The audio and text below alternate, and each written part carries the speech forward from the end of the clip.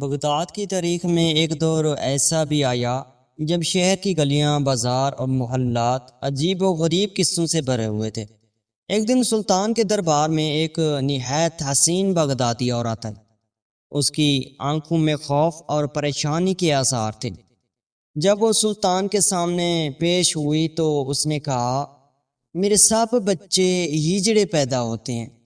مجھے شک ہے کہ میرے شوہر کی ملاپ کا طریقہ غلط ہے۔ یہ سن کر دربار میں سناٹا سا چھا گیا۔ سلطان نے عورت کو مزید بات کرنے سے روک دیا تھا اور اپنی شاہی دئی کو بلا کر کہا، اب تم تمام تفصیل ان کو اکیلے میں بتا دو۔ عورت نے دئی کو ساری کہانی سنائی، جسے سن کر دئی کے چہرے پر بھی پریشانی کے بادل چھا گئے تھے۔ سلطان کو دال میں کچھ کالا محسوس ہوا تھا اور اس کا شک حقیقت جاننے کی خواہش میں تبدیل ہو گیا۔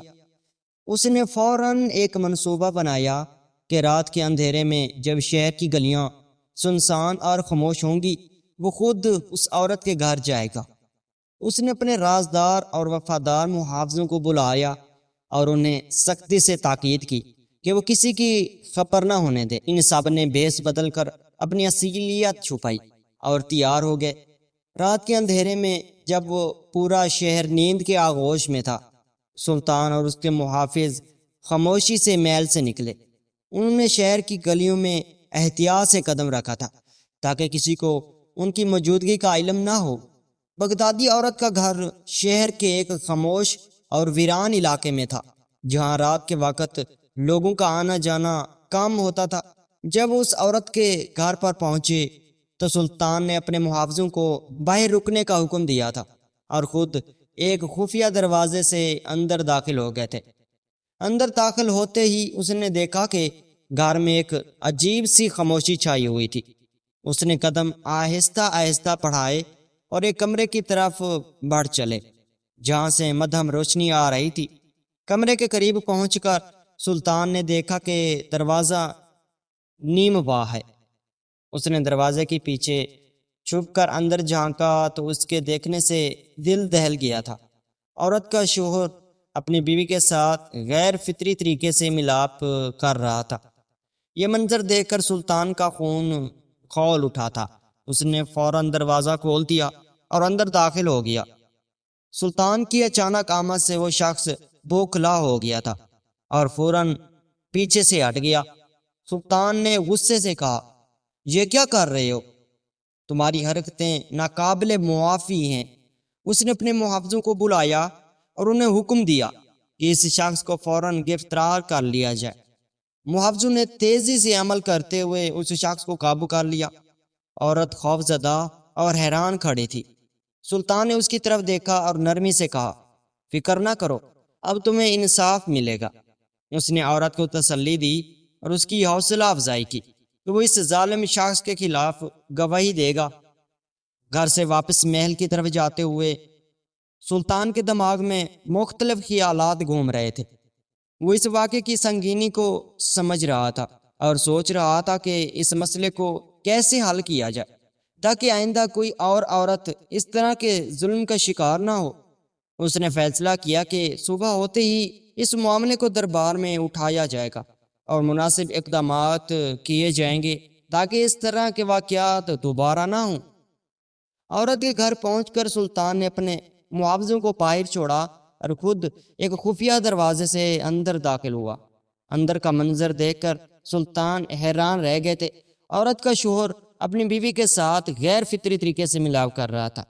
یہ دیکھ کر سلطان کا دل لرز اٹھا اور اس نے فوراً اپنے محافظوں کو بلایا اور شوہر کو گرفتار کروا دیا۔ اس کے بعد عورت کو تسلی دی اور کہا کہ اب اسے انصاف ملے گا۔ صبح ہوتے ہی سلطان نے دربار میں اس واقعے کا ذکر کیا اور اپنے وزیروں سے مشورہ طلب کیا۔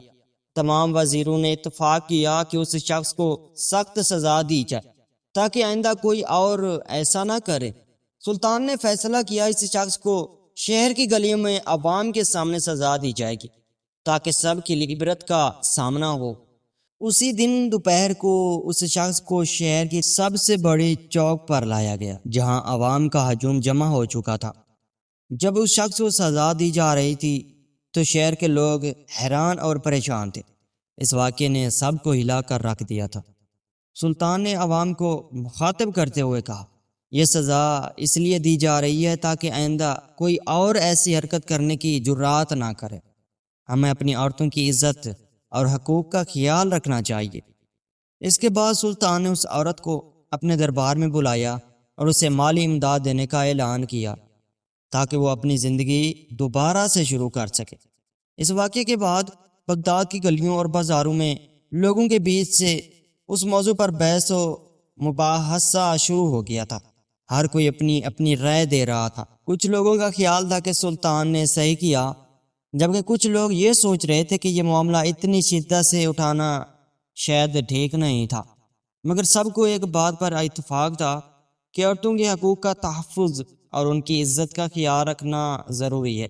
اسی دوران وہ حسین بغدادی عورت جو پہلے خوف زدہ اور پریشان تھی، اب خود کو محفوظ محسوس کر رہی تھی۔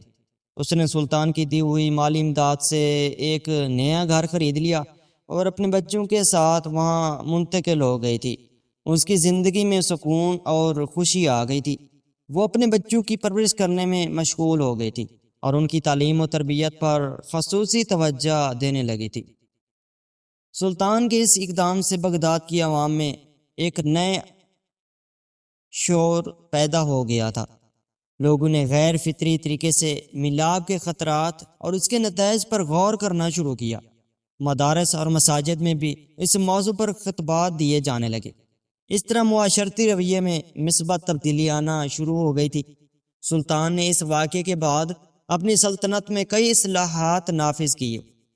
انہوں نے شاہی داعیوں کی تربیت میں اضافہ کیا اور انہیں مزید علم دلائی تاکہ وہ عورتوں کی صحت اور حقوق کے بارے میں بہتر آگاہی حاصل کر سکیں۔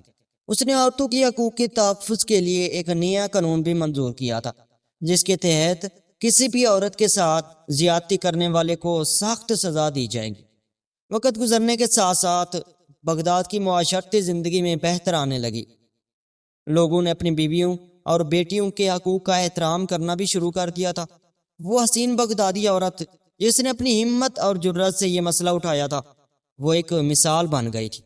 اس کی داستان لوگوں کو سنائی جا رہی تھی اور سنتے ہی اس سے سیکھتے کہ کیسے ایک عورت کی جرأت پورے معاشرے کو بدل سکتی ہے۔ سلطان کی عقل مندی اور انصاف پسندی نے اس واقعے کو ایک تاریخی موڑ بنا دیا اور بغداد کی تاریخ میں اس کا ذکر ہمیشہ سنہرے الفاظ میں کیا جانے لگا۔ ناظرین، اس طرح کی کہانیاں دیکھنے کے لیے ہمارے چینل کو سبسکرائب کریں۔ شکریہ۔